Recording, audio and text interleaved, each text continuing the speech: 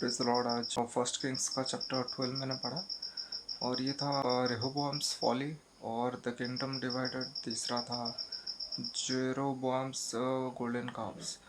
तो रेहोबोआम आपको पता ही है पिछले चैप्टर में कि ये सोलोमन का बेटा है। अभी ये राज करने लगा इसराइल को। तो जेरोबोआम जो है वो तो सोलोमन जब था, सोलोमन उसकी जान के पीछे पड़ा था उसको मारने के लिए।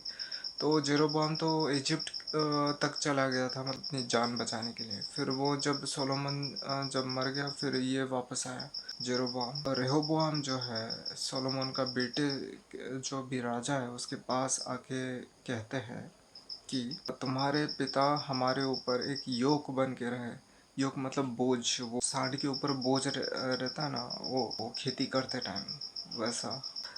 उसने ये रिक्वेस्ट किया कि तुम ये हमारा जो योक है, हमारा जो परेशानियां हटा दो और हम तुम्हारे सर्वेंट रहेंगे पूरे जीवन भर, हमेशा के लिए। रेहोबोआम के जो एडवाइज़र्स हैं वो डेविड के ही एडवाइज़र्स थे, जो ओल्ड एडवाइज़र्स थे वो ओल्ड थे। तो उनसे पूछा कि क्या किया जाए। इन लोगों ने ये पूछा है कि हमारे पिताजी ने ये क्या, इन्होंने बोझ कम करने को कहा है, हम क्या करें। तो उन्होंने कहा कि इनके ऊपर बोझ मत डालो और ये आपके मतलब बहुत अच्छे सेवक बन के रहेंगे पूरे जीवन भर।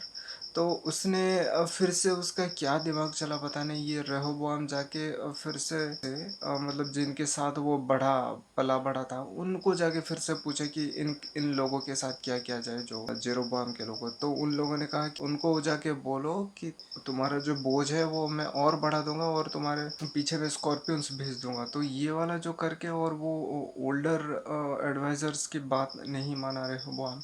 तो उसके बाद उसने एक्चुअली बोला था जेरोबोआम को 3 दिन के बाद आने के लिए, वो डिसाइड करके बोलेगा। तो वो 3 दिन के बाद आए मतलब कोर्ट में। फिर ये बोला कि मैं तुम्हारा बोझ बढ़ा दूंगा और स्कॉर्पियंस छोड़ दूंगा तुम्हारे पीछे।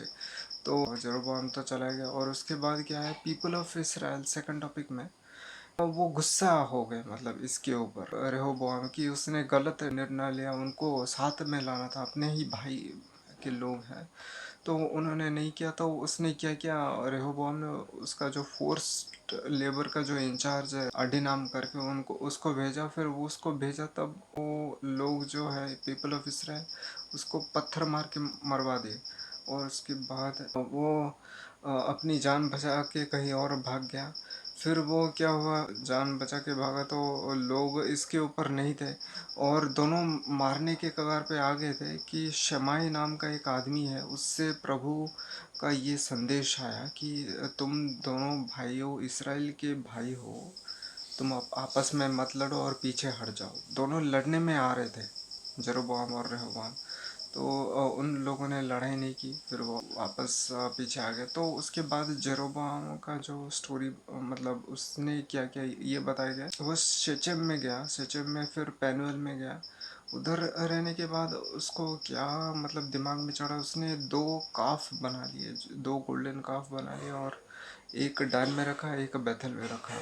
और उधर सभी लोगों को कन्विंस कर दिया कि ये आप इधर आ सकते हो, पूजा कर सकते हो, क्योंकि लॉर्ड का ऑफरिंग भी कर सकते हो। और लेकिन उससे पहले क्या था कि ये जूडा के लोग हमेशा से जो रेहोबोआम के साथ थे, जब पीपल ऑफ इसराइल पीछे हट गए थे, जूडा थे।